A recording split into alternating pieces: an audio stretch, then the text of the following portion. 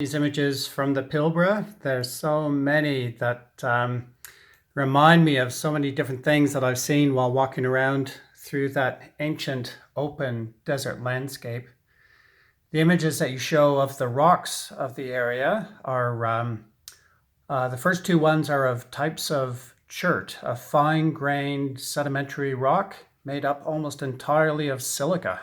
They're extremely hard rocks that weather in these beautiful, smooth, swirly patterns. Silica is a mineral that we're all familiar with in the form of quartz, more commonly, where it forms crystals, coarse crystals. But chert is a finer grained form, and it was laid down as sediments deposited from the oceans.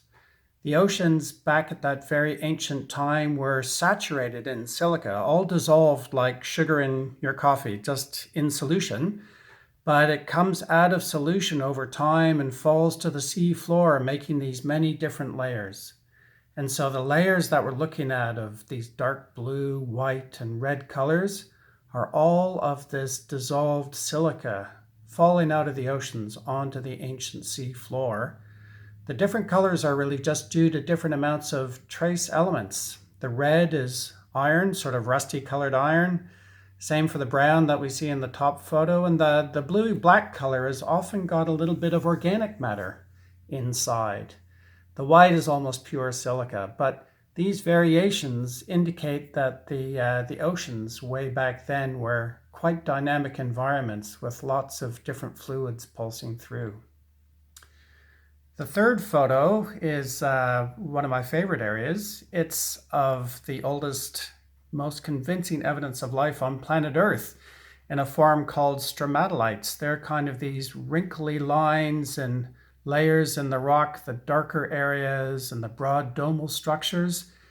They are structures made in rock by colonies of microorganisms.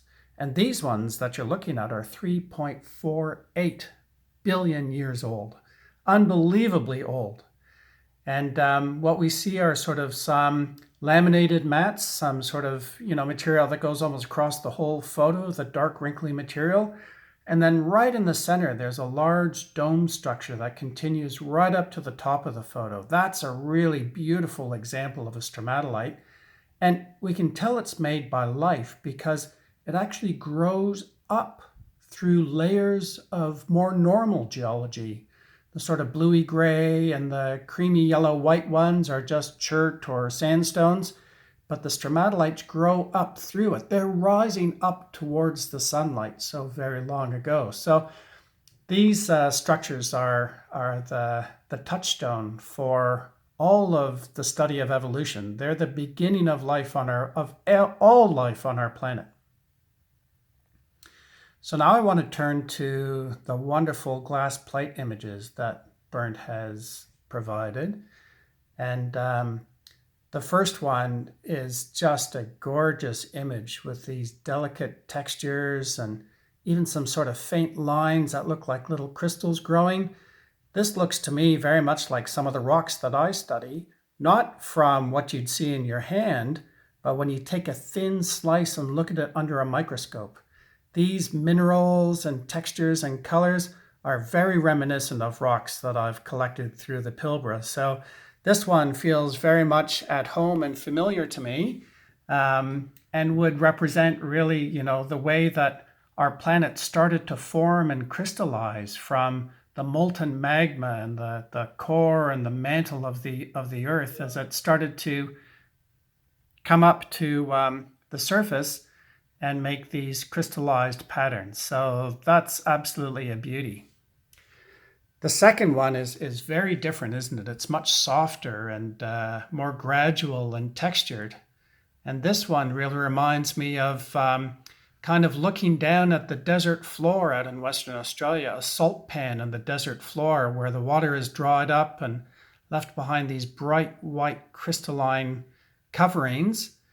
And around it, you can see the dotted texture, which reminds me of the scrub of the Australian desert, these little bushes or clumps of grass that are surrounding the pan.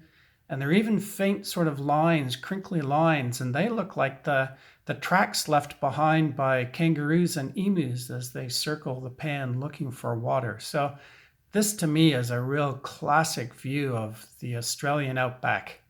And if you were up in a glider or a plane looking down at the Pilbara, you would see this in many, many different places. The last image is, again, quite unique and beautiful. And I love the layering in this rock sample. It's dark at the bottom. It goes up to this deep browny, splotchy color. Then there's a band of white, and overlying that is the red. And to me, as a geologist, this looks like the layers of rock put down on the Earth's surface through time. And it evokes to me the length of the history of our planet, the long time it takes to deposit those layers of sediment, and how long it's taken life to not only just gain a foothold on our planet, 1 billion years, but then after that, it was only very simple forms. And it took billions and billions of years to make more complex forms of life, of which we are a part. So this layering reminds me of those epochs and eons of time. And the Pilbara is really important in learning about how life got started and giving us a step on the ladder towards evolution. So thank you very much for sending them. They're absolutely gorgeous.